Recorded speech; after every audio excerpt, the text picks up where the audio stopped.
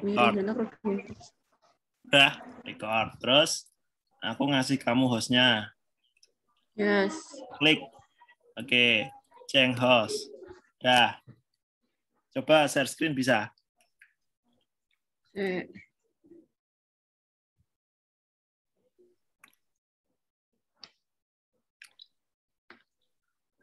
Kaget tak kira sapa yo mau. Ternyata ibumu jenenge aduh Rotasari. Lu sapa iki? Masuk enggak? Ya, sudah terlihat sangat jelas, suaramu juga sangat jelas, oke? Kalian presentasi rana 40 menit. Kayak jujur ya. Suaranya masuk? Masuk cetok. Oke. Pakai wifi-nya. Anu Nasrianta. Masuk, jelas kok. Slideshow nggak, Nov? Slideshow. Jalan? Jalan, sangat lancar. Kamu rekam tuh, Nov? Saya rekam. Oke. You are viewing ngene tak fotona ya. Iki wis ngerekam Dokter Agung belum datang tapi.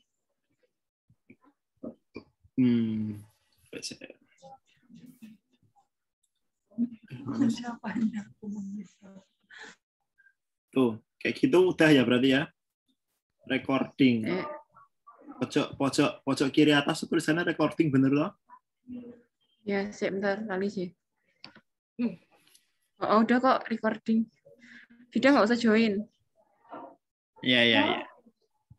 Suara Vida masuk nggak, Nov? Masuk.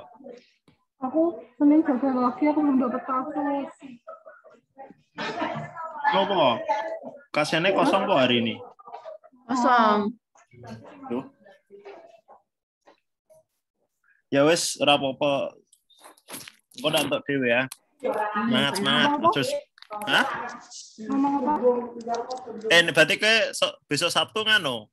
Besok Sabtu jadi ikut yang dokter Iwayan apa enggak? Enggak, orang dokternya aja nggak tahu praktek apa enggak. Tadi dokter siapa namanya aku kan nanya, terus beliau tanyain, ya udah Senin aja lah ya gitu. Mukanya. Aku nggak kelihatan sih. Saya ada background-nya, coba kita just virtual background. Itu aja mana nih? Non. Kerudung miring gitu apa, Fit? Coba lihat. Fit, lihat kerudungmu. Miring. Oh. Aku nanya. Ini miring. Aduh. Kamu kok pakai juga kayak gitu, makanya biasa aja. Iya sih, kok kayak gini sih, miring gini loh, Fit. Aneh banget, Fit. Berarti nggak simetris ini kok.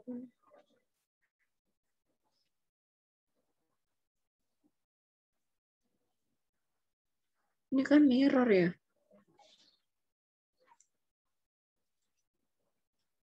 Main gini aja ya, Bang. Ya, nggak jadi di GoPay 50.000. Main gitu lagi. Coba. Itu di TikTok-nya dia viral kok dia. Oh, AGP. Afifa juga FYP terus ya, Afifa?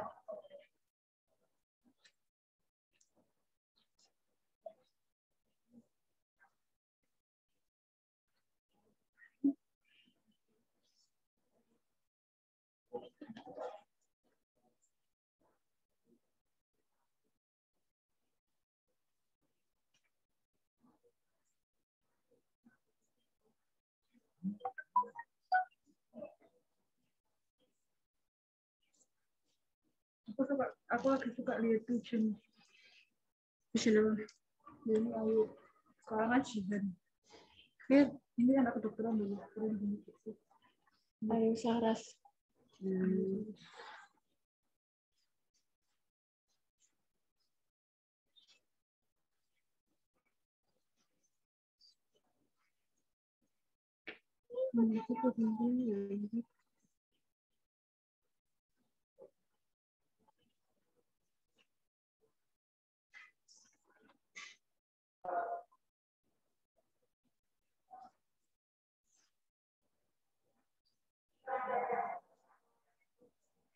No.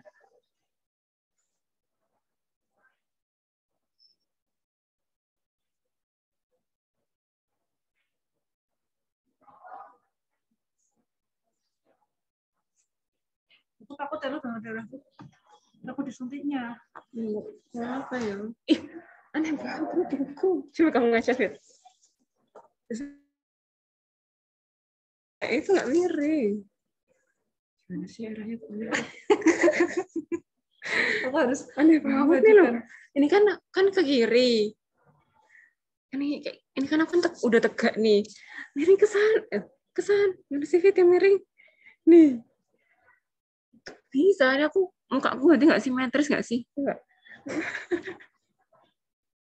Nih, gimana sih?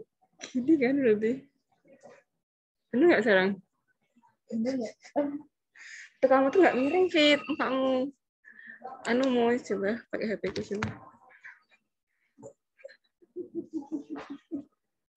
Aneh banget asli. Mana? Yang dulu-dulu udah nggak ada ya di HP.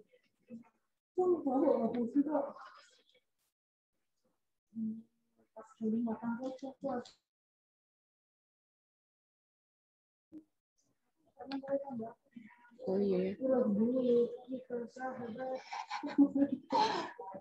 Apa nih kita nggak ngerti ya? Itu ya. Pas mantap juga ada. Kan itu ya kan? Oh. Mana ya? Aku mana Bantu ya Allah.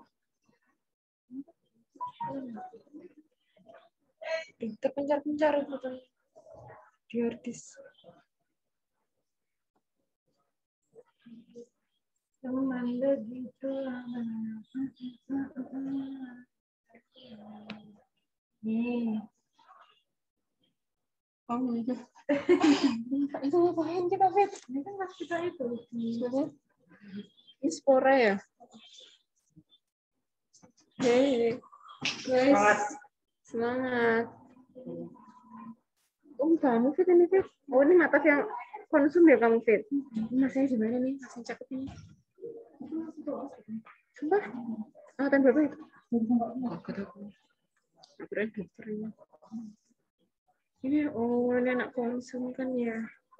Ini sahabatannya. Ini soal waktu bisa balas chat ya. Bisa balas chatku tapi Belum, sih berapa? 10.31. udah chat sebelum itu. Udah aku ini ngapain ini? Ini ngapain? Sama yang punya fotomu banyak. Dihapus aja ini. Jangan, nggak apa juga cuma nggak apa kangen gabut. Ini ya Allah. Ini aku nggak ikut ini. Ini kamu ketuanya kan, Fit? Tugas yang tadi dikerjain aja dulu ya. Tugas apa? Oh, MMR. Itu kok bisa kayak gitu sih? Tahu. Ntar aku lagi tanyain Mas Icas masih belum jawab. Oh iya ya. Ntar kalau misalnya emang kayak biasanya kayak gitu, berarti aku nggak banding. Iya, nggak berani lah kalau biasa kayak gitu. Jam 2 sebenarnya kerjain aja dulu. Kasaran gitu kan? Iya. Misalnya emang belum selesai, misalnya kalian belum selesai, terus nggak bisa ngirim malam ini, misalnya besok ya nggak apa-apa, ntar aku yang bilang ke dokter Mahendra. Iya benar. 2 jurnal kan? Easy kok. Tadi kan kita lihat kan? Easy kok. Yang apa? Oh. Cuma bikin latar belakang, metode sama. Itu berarti cuma nyalin dari jurnalnya doang kan? Cuma diartikan. Kayak translate gitu lah. Iya ya, kayak kita biasanya gitu kan? Kalau Tapi kan maksudnya itu kan masih jadi patokan kita nanti tesis ya. Jadi iya. Nggak mesti itu kan? Iya. Iya benar. Oke. Jadi Guys, soal aku menurut kasusnya dapat kasus THT. susah, kasusnya langka banget coy. Masalahnya berapa pasien biasanya? 5, pulang 1, 4. Pulang 1 lagi 3. Itunya ada berapa tugasnya? Emang biasa yang datang apa? Waduh, 2. belum ada. Biasanya yang datang Video yang belum berdua yang 3. Kasusnya? Kasusnya suruh cari 2, presus sama long case. Tapi itu kita tuh nggak bisa nyari sembarang pasien, dikirim sama dokternya. Oh, dipilih. kayak dokter bedah gitu loh. Kalau dokter Wahyu kan ditentuin ini nih gitu kan. Nah, harus gitu. Nanti kalau kita Jiwa juga kalian juga kan? Jiwa juga gitu. lumayan. Iya. Soalnya jauh kan. Kalian di poli rame terus nih. Berapa hari ini tadi? Apa? Berapa hari Tadi ini? 10, soal Jumat mah emang sepi. Yang lihat waham-waham gitu. Mulai jam berapa? Itu Jam soalnya 9. enggak itu pas kita analisis sendiri. Ya kalau di dalam itu berarti Oh, nanti kalau kita analisis keluar. jadi ya. Ada Gimana? Iya. Aku tuh kan dapat Jumat terus ya. Jumat itu selalu nggak ada pasien. Oh iya. Senin tuh seminar Senin kami. Terus dokternya masih ngobrol dulu ya. Dokternya masih ngobrol dulu. Ya Allah, tugasnya banyak banget MMR, sumpah Fit. Sumpah.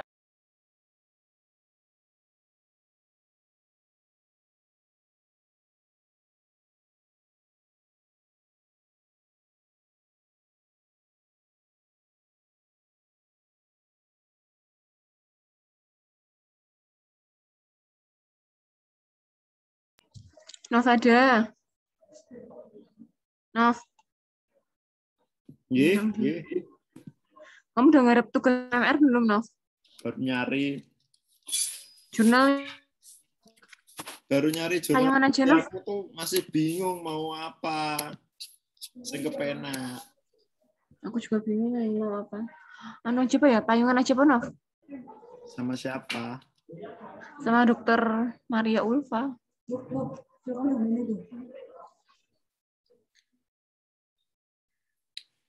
Tapi harus nganu nggak sih? Kita harus tahu gambaran kita sendiri dulu.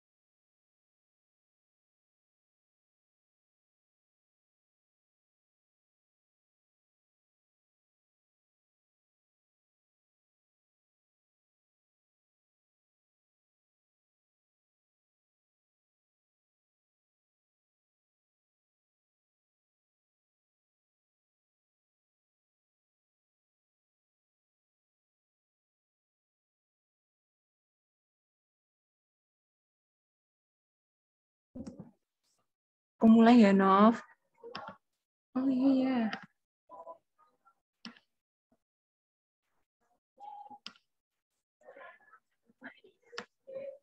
Hari ini malam ini gimana sih?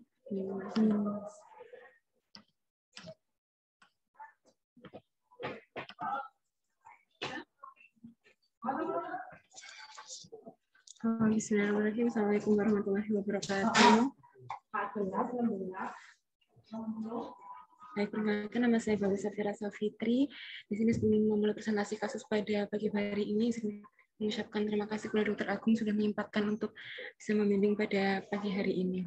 Langsung saja untuk anamnesisnya, identitas pasien. Pasien bernama Nyonya S, jenis kelamin perempuan, berusia 69 tahun, beragama Islam, untuk pekerjaannya petani dengan status menikah. Alamatnya di Piring 2 RT 4 Murti Gading Sanden Bantul. Tanggal pemeriksaannya datang ke Polri pada dengan keluhan utamanya itu hidung kanan tersumbat. Untuk riwayat penyakit sekarangnya, pasien datang ke Poliklinik THTRS Panembahan Senopati pada tanggal 9 Agustus 2021 dengan keluhan hidung sebelah kanan tersumbat. Keluhan diawali dengan keluar darah dari hidung pasien 2 tahun yang lalu. Darah berwarna merah segar, menetes tidak banyak. Pasien mengeluhkan muncul benjolan pada hidung sebelah kanan sejak kurang lebih 2 tahun yang lalu. Benjolan awalnya kecil, namun lama-kelamaan membesar dan berbenjol-benjol. Benjolan juga terdapat pada lubang hidung kanan, terkadang terasa sakit dan gatal. Benjolan tidak mudah berdarah. Tidak terdapat keluhan pada penghidung, dan pasien mengalami keluhan yang serupa pada tahun 2016 sampai 2017, dan pernah menjalani operasi di RSUP Dr. Sarjito pada tahun 2017. Keluhan bagian telinga dan tenggorok disangkal, dan alergi juga disangkal. Untuk anamnesisnya, terdapat keluhan serupa pada tahun 2016, dan riwayat pembedahan hidung berupa ekstirpasi massal dan mastilektomi medial pada tahun 2017, tidak dapat riwayat trauma kepala, riwayat infeksi, tidak ada dislipidemia, tensi tinggi, gula tinggi jantung maupun MAH. Untuk riwayat penyakit keluarga juga disangkal. Riwayat personal sosial pasien ini aktivitas sehari-harinya bekerja sebagai petani di sawah. Untuk pemeriksaan fisiknya pada kepala, toraks, abdomen, dan ekstremitas dalam batas normal dengan tinggi badan 150 cm, berat badan 45 kg, keadaan umumnya baik dengan kesadaran komposmetif. Untuk tanda vitalnya juga dalam batas normal. Untuk pemeriksaan fisik status lokalis telinganya pada bagian auricula ini, kemudian pada auris dixa tidak terdapat deformitas, tidak hiperemis, tidak terdapat edem, dan juga tidak ada nyeri tarik telinga. Begitu pula pada auris sinistra tidak terdapat deformitas, hiperemis, edema maupun nyeri tarik telinga. Pada pemeriksaan preauricula tidak terdapat hiperemis, tidak ada edem, dan juga tidak ada nyeri tekan pada tragus. Begitu pula pada auris sinistra.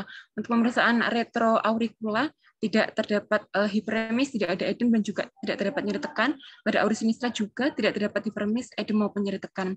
Kemudian pada saat diperiksa memeatus acusticus externusnya terdapat serumen, kemudian tidak terdapat hiperemis maupun edem.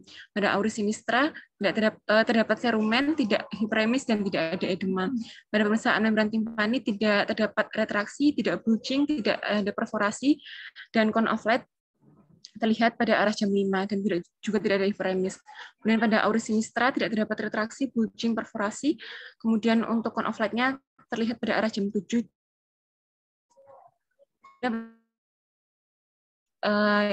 Dilakukan pemeriksaan Rine, didapatkan auris dextra positif, dan auris sinistranya juga. Pada pemeriksaan Weber ini, pada saat dilakukan pemeriksaan Weber itu didapatkan ke telinga sebelah kanan. Untuk pemeriksaan swab sendiri sama dengan pemeriksa pada auris dextra dan sinistra. Untuk pemeriksaan audiometri tidak dilakukan. Pada pemeriksaan fungsi telinga tuba, yaitu falsa pada Toyn B, juga tidak dilakukan. Pemeriksaan ya, dokter. Jadi untuk kesannya memang dari pemeriksaan Weber adalah transfusi ke telinga kanan, dokter. Nah, kalau untuk menegakkan diagnosis pasnya tidak bisa hanya dari saya tahu satu saja, ya, dok. Kira-kira 3 buta itu apa sih? Bisa disimpulkan? Tidak bisa disimpulkan. Disimpulkan. Jadi masalahnya di mana? Kira-kira kesalahan pada proses pemeriksaan, dokter. Terus terlalu ngomong-ngomong sekolah terus salah periksa. Oh iya, dok. Kira-kira pun salah di mana misalnya? pada proses menggetarkannya, dokter. Ya, dari itu. Kemudian pada pemeriksaan fisik untuk status lokalis hidungnya, pada saat inspeksi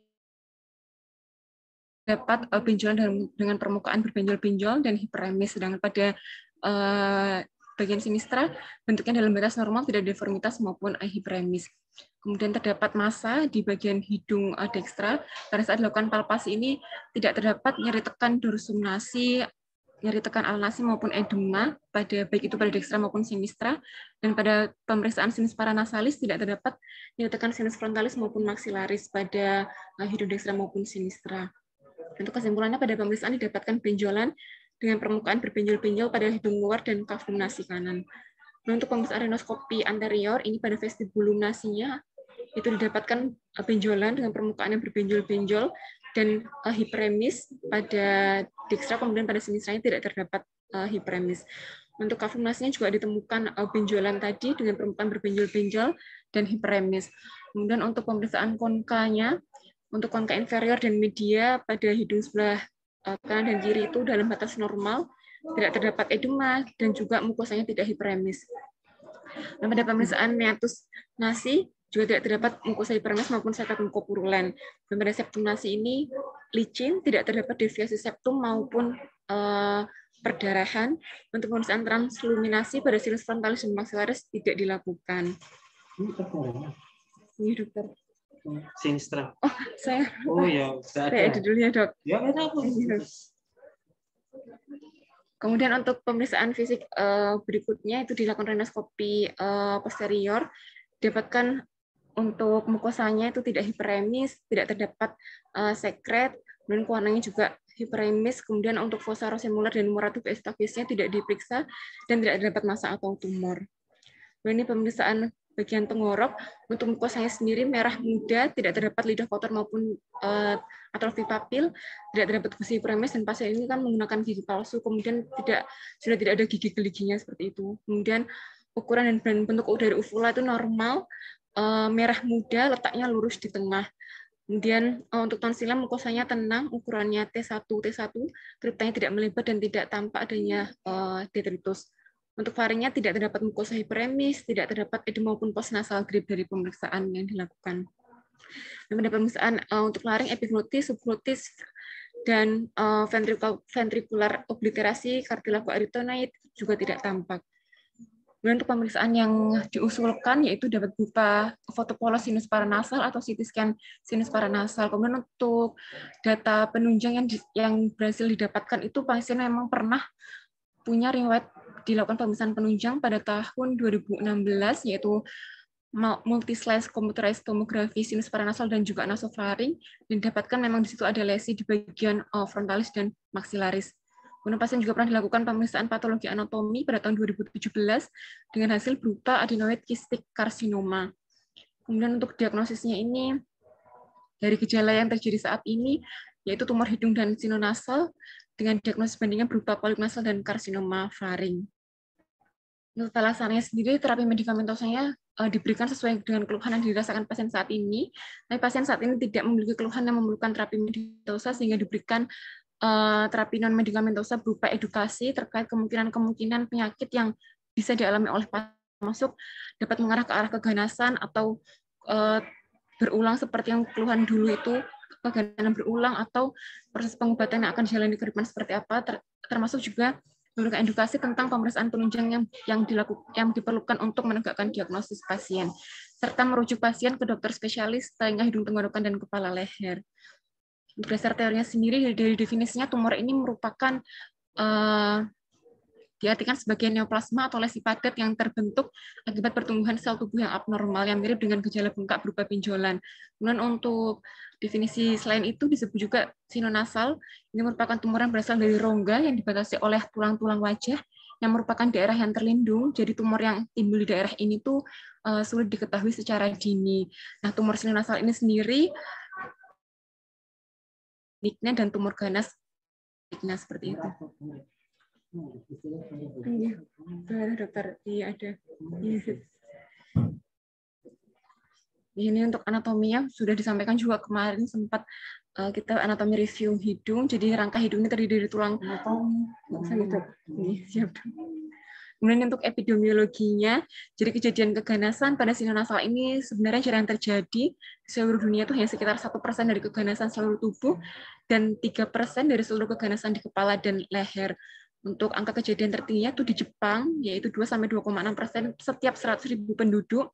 Sedangkan di Indonesia, data yang didapatkan dari Departemen THT FKUI, di RSUD Mangunkusumo, ternyata keganasan sinonasal ini tuh ditemukan pada 10-15% dari seluruh tumor ganas. Dan dari data epidemiologi yang ditampilkan itu, ternyata lebih sering terjadi pada laki-laki daripada perempuan, dengan rasio perbandingan 2:1.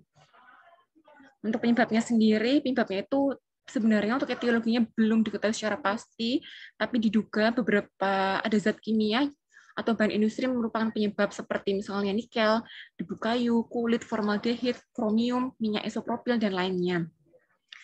Pekerja di bidang tersebut, seperti pekerja-pekerja pabrik seperti itu punya kemungkinan atau berisiko lebih besar untuk mengalami keganasan sinonasal.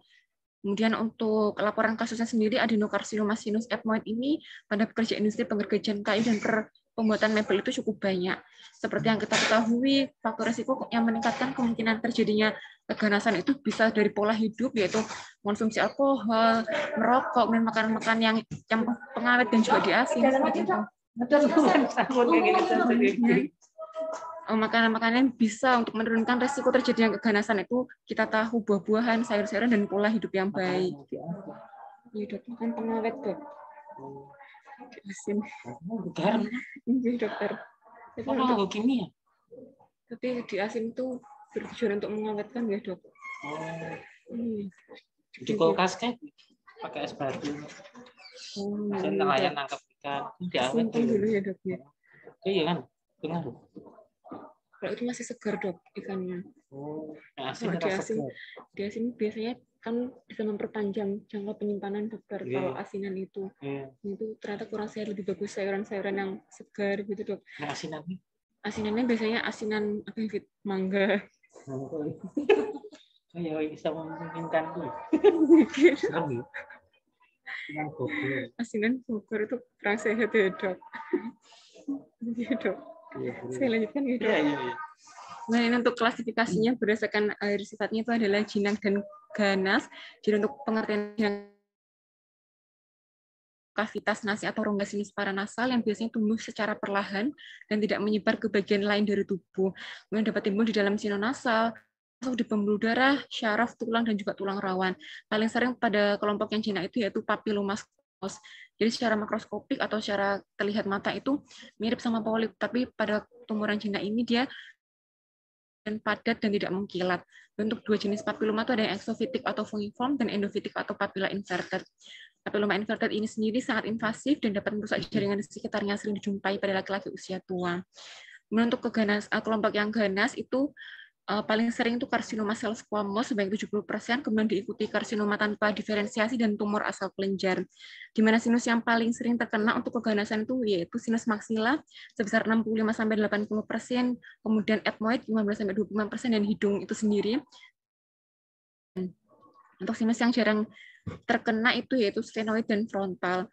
Untuk metastasis ke kelenjar leher itu jarang terjadi, sekitar kurang dari 5%, karena sistem limfa pada rongga sinus itu sangat sedikit, kecuali memang tumor itu sudah menginfiltrasi jaringan lunak, hidung, dan pipi yang kaya akan sistem limfatik seperti itu. Metastasis jauh ke organ lain juga jarang terjadi, kurang dari 10%, tapi paling sering itu mengenai organ hati dan paru. Contoh dari papilla sel squamous pada kavum-nasi. Kemudian ini untuk pemeriksaan dengan menggunakan CT, MCT. Jadi memang ini yang non kontras di sini didapatkan ada middle turbinate. Middle turbinate itu conchymedeus di sini, dan di sini adalah septum. Gambaran septum ada bagian yang posterior seperti itu. Dan didapatkan memang di sini ada ini contoh kasus yang papilloma inverted seperti itu. Kalau ini di endoskopi. Untuk klasifikasi dan sistem staging dari tumor ini sendiri itu ada beberapa macam, tapi di Indonesia sendiri itu pakai klasifikasi dari UICC dan AJCC, di mana ini hanya berlaku pada karsinoma sinus maksila, ethmoid, dan juga rongga hidung. Jadi American Joint Committee on Cancer atau AJCC ini pada edisi ke-7 tahun 2010 ini melakukan sistem staging. Yang pertama dari tumornya dulu. Kalau TX ini tumor primer tidak dapat ditentukan, T0 itu tumor tampak tumor primer, dan TIS itu karsinoma in situ. Kemudian untuk sinus maksila ini dibagi menjadi, yang pertama sinus maksila, ini dibagi menjadi T1, T2, T3, T4A, dan T4B. Di mana T1 ini tumor terbatas pada mukosa sinus maksila tanpa erosi dan destruksi tulang.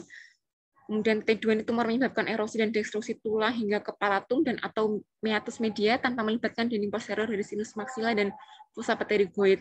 Dan T3 sendiri tumor ini sudah menginvasi ke dinding posterior tulang sinus maksila, ke jaringan subkutan juga, kemudian ke dinding dasar dari dan medial orbita, kena ke fossa pterygoid juga, ke sinus ethmoid juga kena.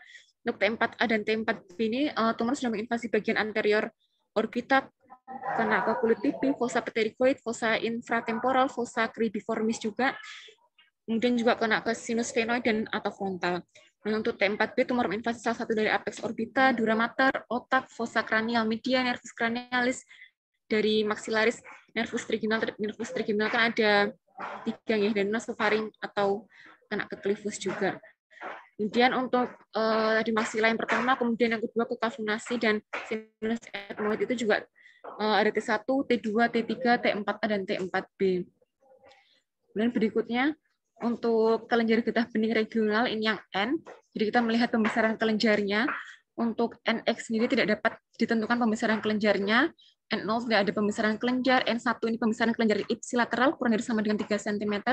N2 pembesaran 1 kelenjar ipsilateral 3 sampai 6 cm atau multiple kelenjar ipsilateralnya kurang dari 6 cm atau metastasis bilateral atau kemudian N2 ada N2B, N2C dan N3 ini sudah lebih dari 6 cm.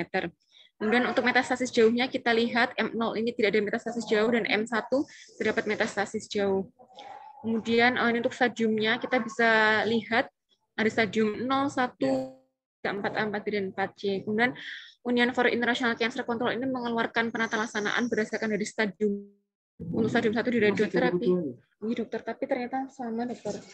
Masih sama maksudnya ini yang terakhir yang keluar itu 2002 dokter. Tapi kan ini 2010 ya dok. Nah tapi masih bisa digunakan gitu dok. Itu stadiumnya pakai 2010. Iya dokter, stagingnya pakai 2010. Terapinya sama 2002 itu dokter. Belum ada yang baru lagi saya cari ya dok. Ya, jadi dan kalau misalnya stadium 4 dengan pembesaran kelenjar kurang dari 6 cm, kemoradiasi juga. Kalau stadium 4 dengan pembesaran kelenjar lebih dari 6 cm, kita kemoterapi dosis penuh dilanjutkan dengan kemoradiasi.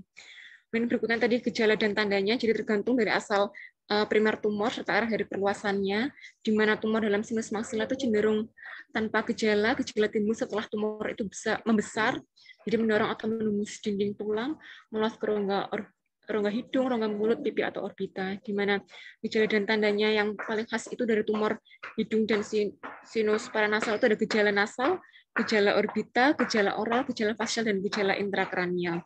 Di mana gejalanya tidak selalu ada semuanya lengkap, tapi ini bisa menjadi kita curigai dan kita kelompokkan ini lebih ke arah gejala yang mana. Seperti misalnya pada nasal ini tumor yang besar bisa mendesak ke tulang hidung, ada deformitas pada hidung, dan pada khas tumor yang ganas ini sekretnya bau, walaupun kita dalam melakukan pemesanan itu nggak boleh dicium-cium gitu, tapi sekret bau itu akan muncul karena menjadi khas pada tumor ganas karena ada jaringan nekrotik di situ. Untuk gejala orbitalnya sendiri bisa muncul.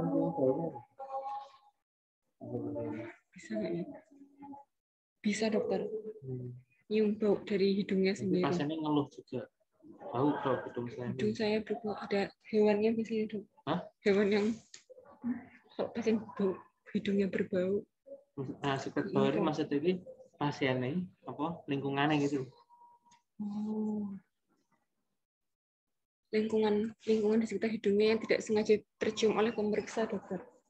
Misalnya dia tinggal serumah sama istrinya, nah, istrinya mungkin ngeluh hidungnya bau dok. Nah, atau si pasiennya sendiri yang bau tapi lingkungannya nggak bau.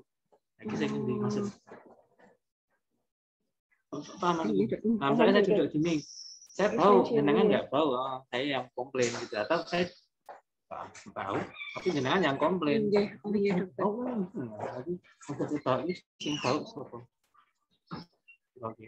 Sekret bau ya dokter. Orang lain dokter. Orang lain. Pasiennya? Pasiennya sendiri mengeluhkan. Pasien sendiri bisa mengeluhkan juga dokter. Bisa, berarti bisa enggak? Bisa enggak juga dokter kalau emang udah kena. Nanti saya baca lagi nih dok. Iya. Nah, yang oftalmopegi ini kenapa? Apa oftalmopegi? Poin 3 gejala RPD. Ini dok, oftalmopegi itu paralisis dari ini dok, untuk paralisis dari muskulus siaris dan muskulus sphincter pupil. Ini fungsinya untuk menggerakkan ini. Kayak apa? Untuk mengabduksi ya. Iya dokter, untuk menggerakkan. Jadi ada kelemahan dalam ini dok, bola matanya dok, membuka matanya dokter. Palpebra. Apa ya?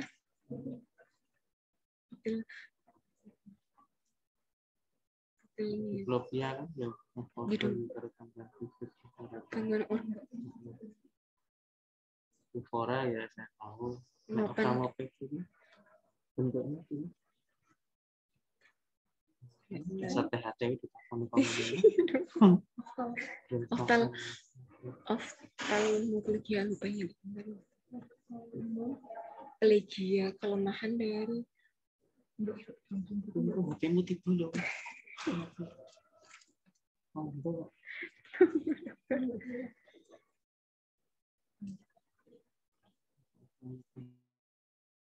paralisis dari itu nggak simetris. Dokter Agustin ini tahu mau coba. Iya,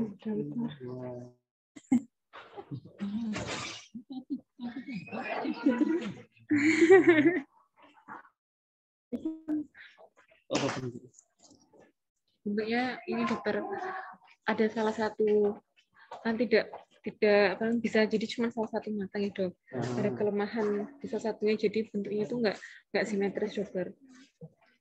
Bentuknya aja. Gerakannya juga. Gerakan Siliaris bola mata. Gerakan bola mata. Bukan palpebranya berarti. Palpebranya berarti. Apa mau keluhannya apa pasien di biasanya? Matanya nggak bisa membuka sempurna. Oh. Ptosis nih. Nutup nih. Tos, oh iya dokter. Apa nama lainnya ptosis? Palpebra nih jatuh nih. Ptosis. Beda ya dok.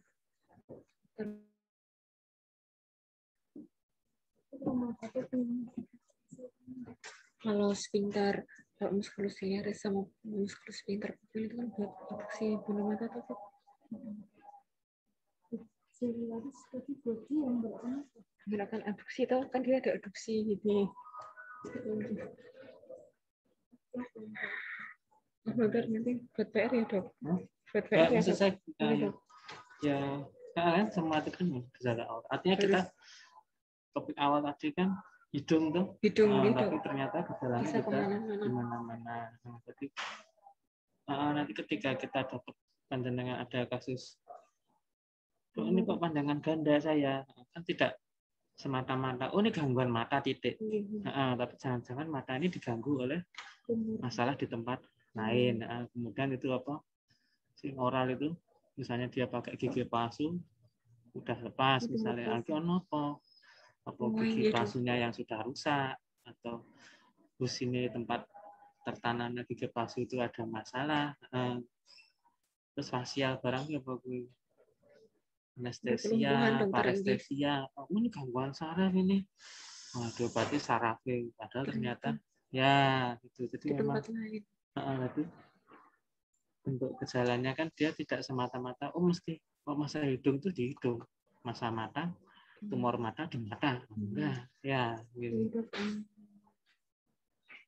Makanya itu tadi kembali ke T-nya tadi kan, ketika T-nya mana-mana ya kan sekitarnya itu juga terkena. Lanjut.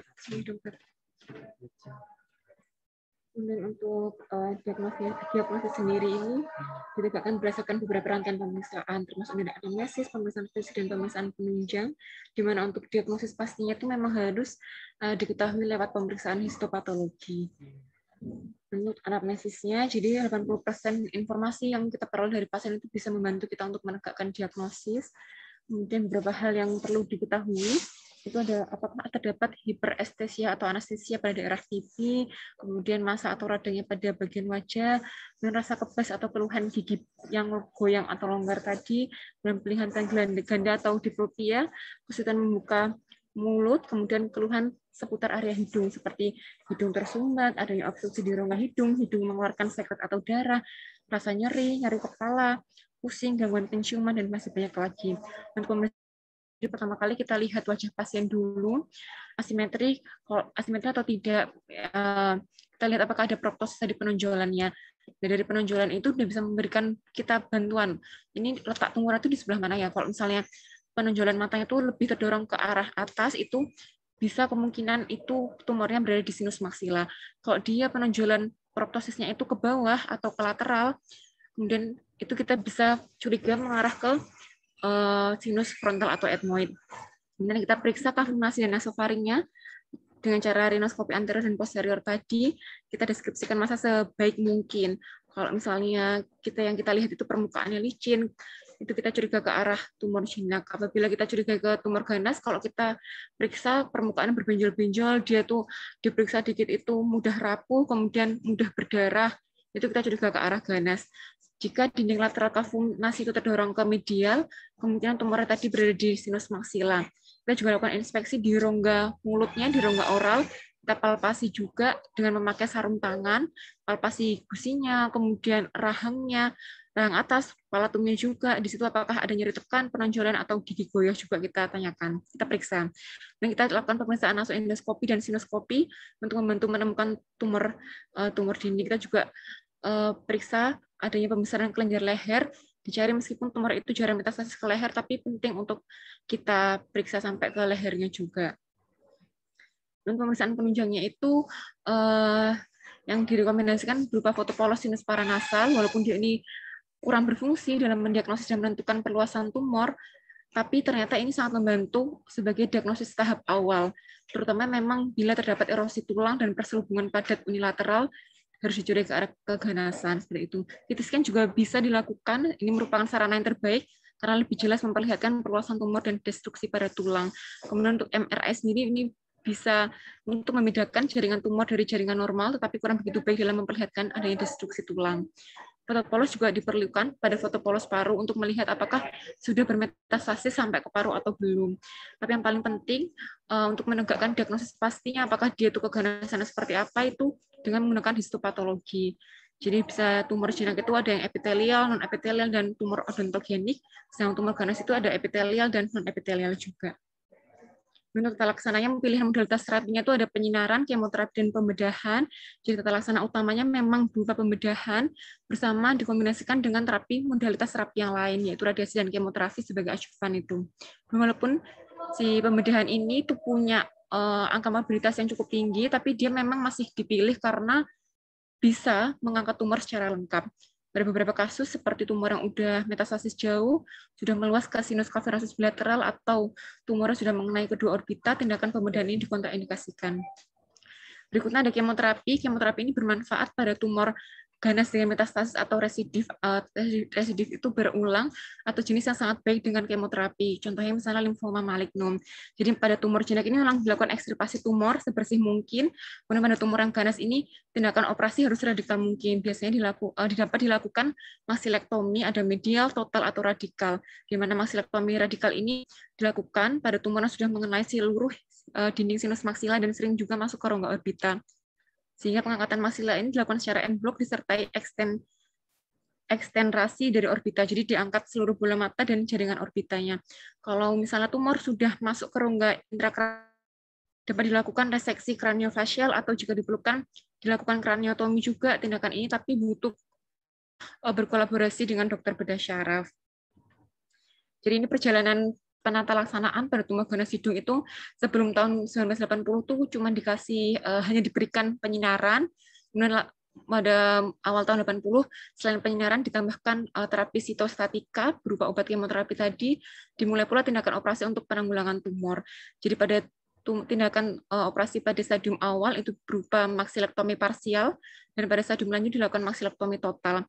Pada tahun 80 juga itu mulai dilakukan tindakan diseksi leher radikal ketika sudah metastasis sampai ke kelenjar limfa. Ini bertujuan untuk menghilangkan atau membuang musculus sternocleidomastoideus, vena jugularis interna, dan juga nervus varis spinalis accessorius. Kemudian pada stadium lanjut, kalau sudah bermetastasis sampai ke kelenjar limfa leher dan ada pembesaran di situ, dilakukan terapi kombinasi antara penyinaran dan pemberian obat kemoterapi. Nah, terapi penyinaran sendiri itu dibagi menjadi dua, ada yang adjuvan sama neoadjuvan. Untuk adjuvan itu penyinaran sesudah dilakukan operasi. Kemudian kalau sebelum dilakukan operasi dilakukan penyinaran itu namanya neoadjuvan. Begitu juga obat-obatan kanker. Bila dilakukan sesudah dilakukan operasi atau penyinaran itu adjuvan kemoterapi. Bila dilakukan sebelum penyinaran atau operasi itu disebut neoadjuvan kemoterapi. Dan untuk tata laksananya, tata laksana ini ditentukan dari staging TNM tadi, ada pilihannya berupa diberikan sinar dan dikombinasikan dengan maksilektomi parsial atau dikombinasikan juga antara diseksi leher radikal tadi dikombinasikan dengan pemberian sinar dan juga maksilektomi parsial seperti itu. Gitu. Untuk prognosisnya, jadi umumnya itu kurang baik prognosisnya. Jadi ada beberapa faktor yang mempengaruhi kesembuhan dari pasien dengan tumor hidung dan sinus paranasal, termasuk dari perbedaan diagnosis histologi, asal tumor primernya itu dari mana, termasuk perluasan atau metastasisnya sudah sampai kemana, dan pengobatan yang diberikan sebelumnya seperti apa, terkait kepatuhannya juga, kemudian status batas hayatan, terapi adjuvan yang diberikan, status imunologis pasien, apakah ada penyakit penyertanya seperti itu, dan lamanya follow up seperti itu. Dan semua ini berpengaruh terhadap agresivitas penyakit dan hasil pengobatan yang berpengaruh juga kepada prognosis penyakit itu. Ternyata pengobatan agresif dan multimodalitas atau multiterapi, jadi nggak hanya satu aja, itu memberikan hasil yang terbaik dalam mengontrol tumor primer dan akan meningkatkan angka bertahan hidup selama 5 tahun sebesar 75% untuk seluruh stadium tumor. Daftar pustakanya, sampun dokter. Ya, jadi ya secara umum sih tumor di hidung yang penting kalau panjenengan itu tadi tanda gejalanya, terus kapan munculnya, hati-hati karena bisa anak-anak pun juga ada beberapa kasus juga hidung bersumbat. Jadi intinya kan kalau di luar ya kita kelihatan asal, tapi di dalam konfirmasi nanti ya kurangnya itu hidung bersumbat, kemudian atau satu sisi misalnya, terus ada tadi mudah berdarah, terus ada enggak gangguan penghidung, mana ada pemeriksaan penghidung? Bisa pemeriksaan penghidung ini 12 teknisnya. Jadi ada 12 bau-bauan yang berbeda nih dok. Nah nanti pasiennya didekatkan ke arah pemeriksa, ditutup matanya itu dok. Hidungnya yang kita mau periksa sebelah kanan atau kiri ditutup salah satunya dokter. Saya kanan. Yang ditutup pemeriksa dokter. Nanti kalau pasiennya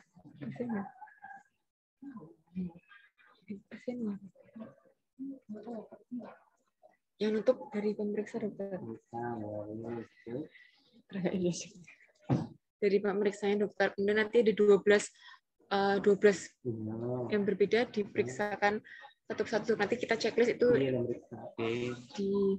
didekatkan di dokter. Sampai 2 sampai 3 cm dari lubang hidung. Nanti pasien diminta untuk menyebutkan bau yang dicium. Saya baca di ini dokter, lihat.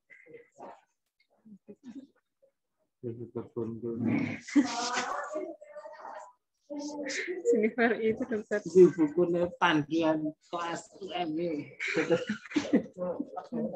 Ampun dok sekali. Buku panduan kelas di. Bapak saya. Ada dokter. Ya.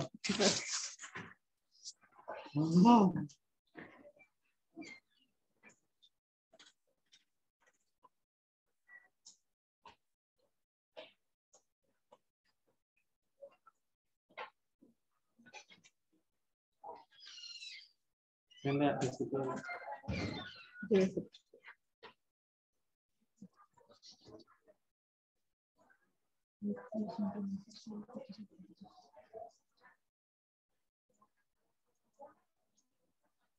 Iya. Ini dokter.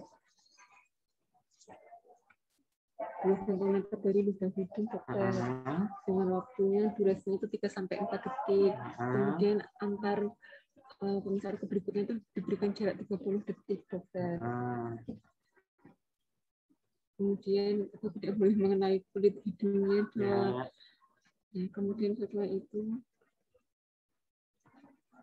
kita periksa yang kanan terlebih dahulu, selesai baru yang sebelah kiri dokter. Kemudian interpretasi hasilnya gimana?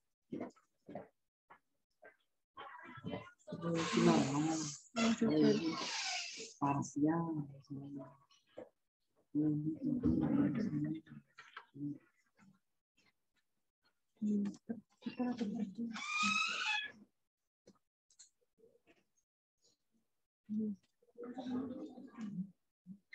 Sniffing, faktor screening.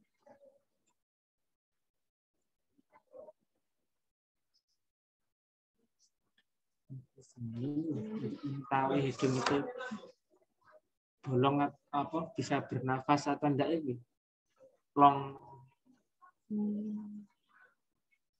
Gimana pemeriksaan?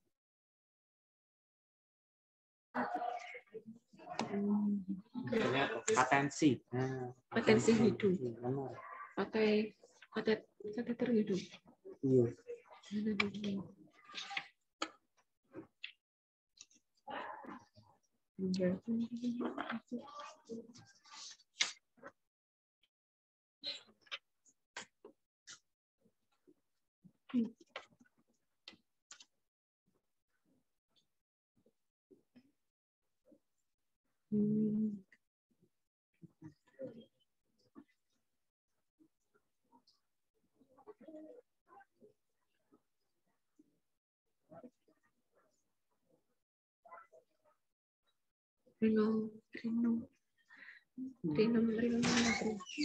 Trigonometri ini.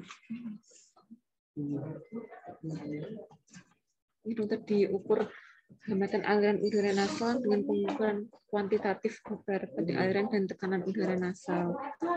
Rino pakai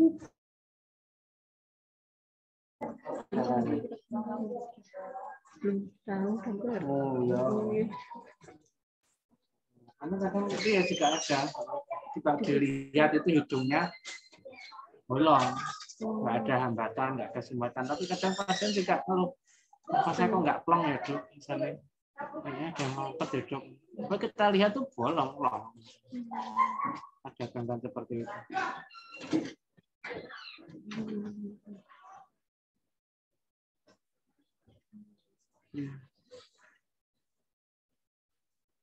Ya, saya itu sih yang penting kan pemeriksaan hidung bersama tumor hidung yang itu. Yes. Kasus ya. Kalau nggak Dapat insya Allah. Tapi Anda harus dapat dulu sebelum temennya longkis, Anda harus presentasi kasus dulu. Selesai dulu ya dok. Senin ya dok. Senin itu kan ada asin. Dokter. Penuh dokter.